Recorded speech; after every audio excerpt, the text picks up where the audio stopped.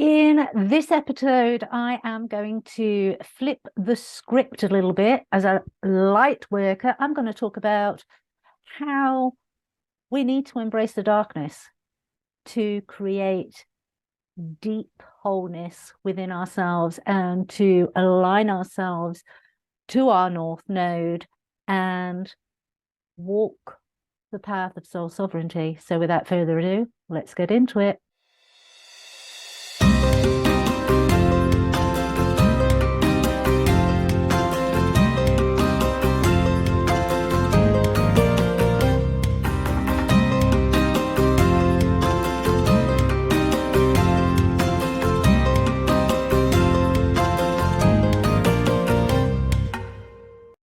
Hi, and welcome to Oak Lore Duir. For those of you that don't know me, my name is Claire Attio. For those that are returning subscribers, thank you, thank you, thank you. And as I said in the intro, I'm gonna flip the script. I'm gonna talk about the darkness. I'm gonna talk about the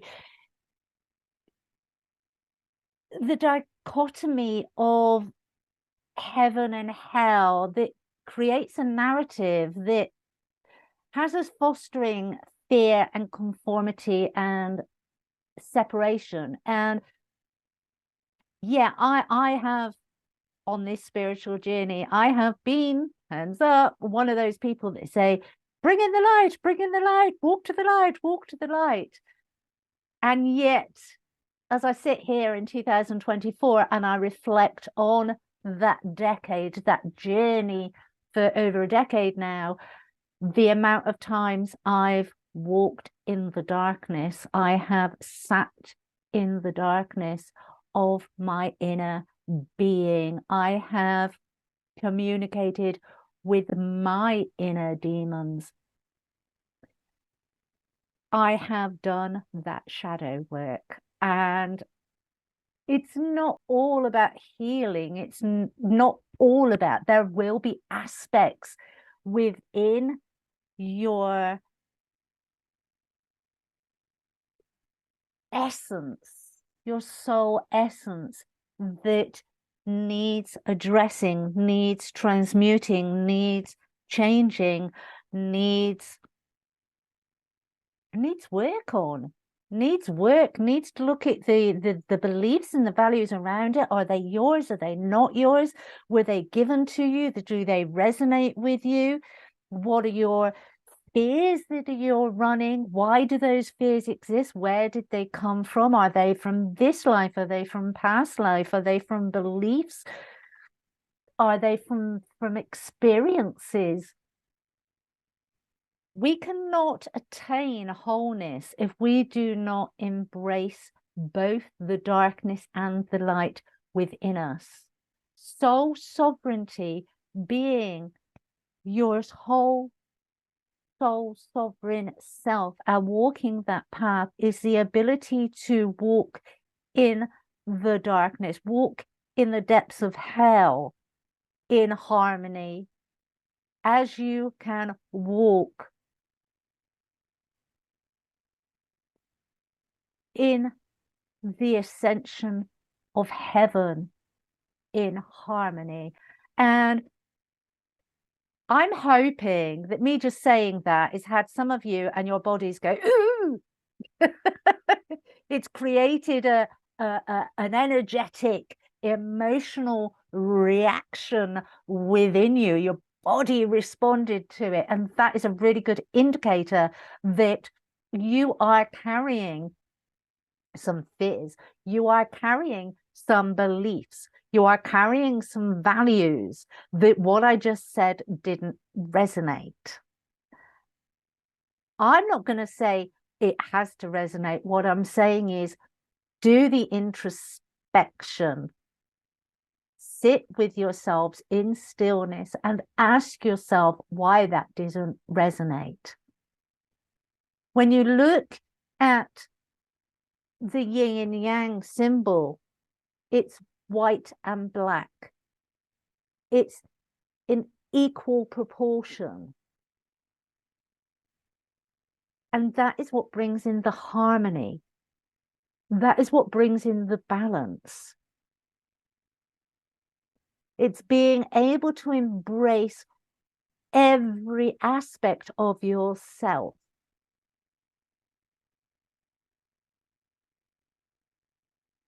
without labeling in a negative or a positive way. It just is. You are. Going back to that, I am.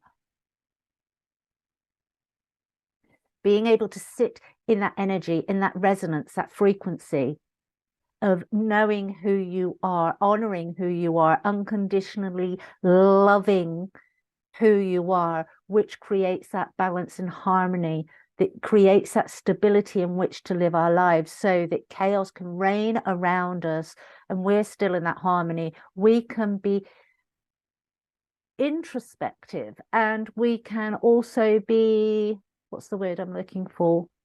Observant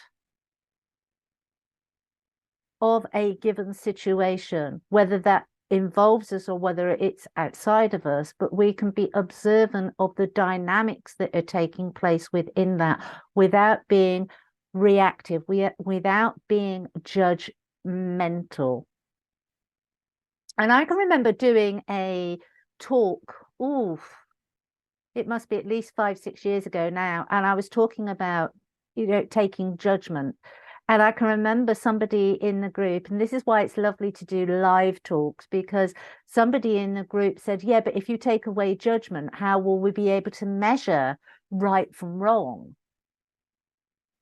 And it was interesting because I said then we should only be measuring that for ourselves. And then we shouldn't be doing it in a sense of it being right or wrong, but in a sense of, how did that resonate with us? Were we being our truest version of ourselves in that moment? Or was there a program? Was there a belief? Was there a value that had us respond or react, wherever you are on the journey, in a way that we were less than our true soul sovereign selves? And that is not a judgment in the sense of, but in a sense of an evaluation. So we're stepping away from that judgment. I was really bad at that. I was really rubbish at that. I was no good at that. Oh, I was in such a dark place. I reacted and really badly, which is all. It's a lot of negative energy within those statements I just said, rather than going, okay, I'm going to evaluate my performance, my response, my reaction. Was I doing so in my truest, authentic self? And if not, why not?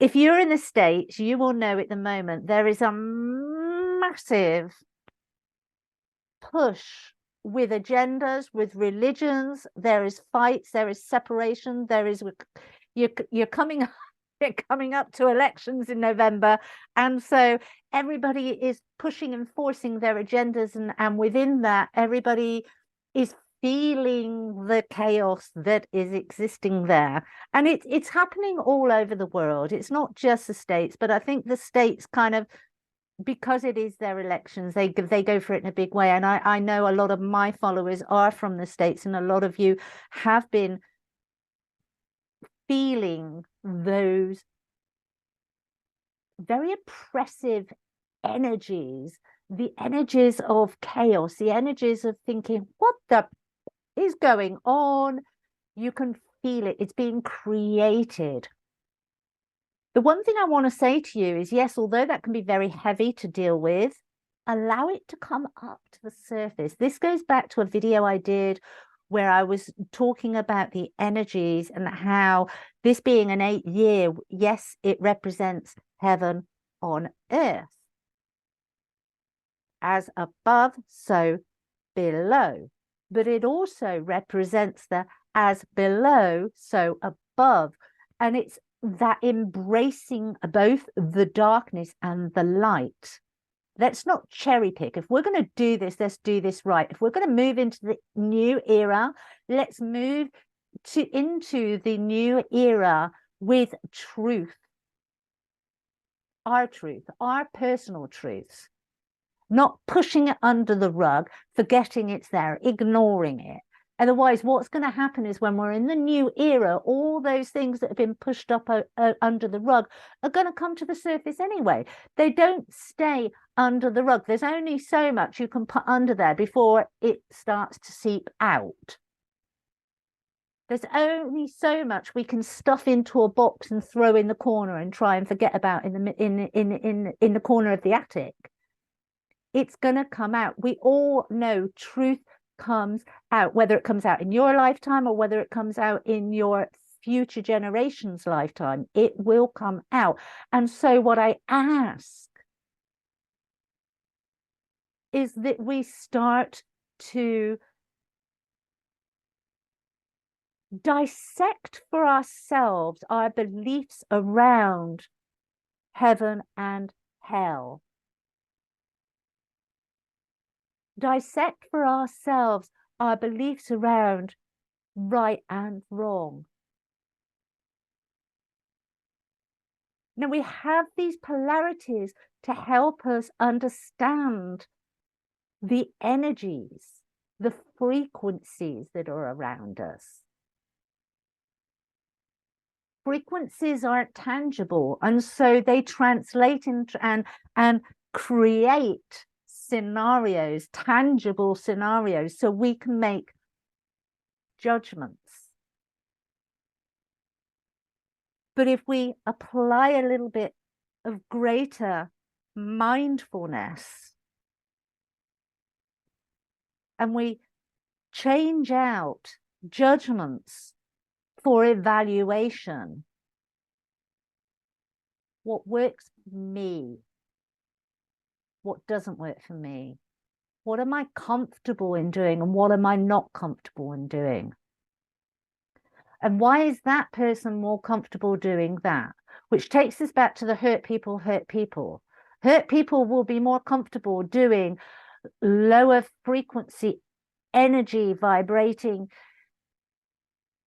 taking those lower vibrating actions, I should say. That's probably a better way of actually putting it. Taking those and undertaking actions that are lower vibrating because they are in a lower vibration. Now, should we judge them because they're in that lower vibration, or should we, as somebody who can actually see that, somebody who can actually understand that, step back and go, okay, I shall send them some source love to, in the hope that they will absorb that and use that to raise their vibrations.